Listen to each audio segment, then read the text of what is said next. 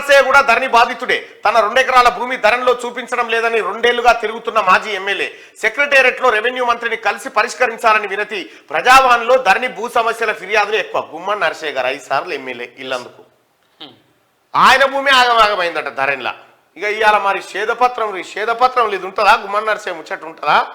ఎంత నిరాడంబరుడు అంటే ఈయన బస్సు మీద ప్రయాణం చేస్తాడు.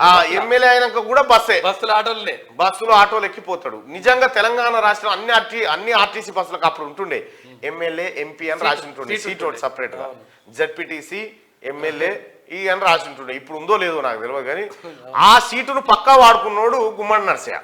గుమ్మడి నర్సయ్య గారు ఆయన ఆదర్శవంతమైన ఎమ్మెల్యే, ఆదర్శవంతమైన రాజకీయ నాయకుడు. అయితే ఆయన భూమికి ఎసరు పెట్టిండట కేసీఆర్ అప్పట్లో.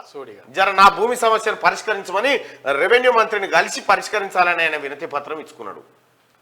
మొన్న ఒక ఆయన వచ్చే నా భూమి తీసేయరా నాయన ధరలకి వెళ్ళని ఆయన, ఇంకొక ఆయన వచ్చే అరే నాకు ఎక్కువ పడ్డదిరా భూమి తీసేయరా నాకు ఊళ్ళే పంచాయతీ అవుతుంది ఆయన వచ్చి అది తీసి చూడలేడు. కలెక్టర్ దగ్గర పోయినట్టు, ఆర్టీఓ దగ్గర పోయినట్టు, ఇటువంటి కథలు ఉన్నాయి. మరి ఇక తీన్మార్ చూస్తే చేసిన అప్పుల గురించి కాదయ్యా ఆయన ఏడుపు, ఆ విషయం అందరికీ తెలిసిపోయిందని.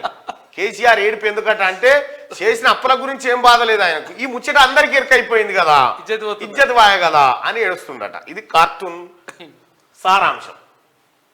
ఇది వెలుగు దినపత్రిక. ఇక ఒకసారి ఆంధ్రజ్యోతి దినపత్రికలో ఉన్నటువంటి వార్తలు చూద్దాం.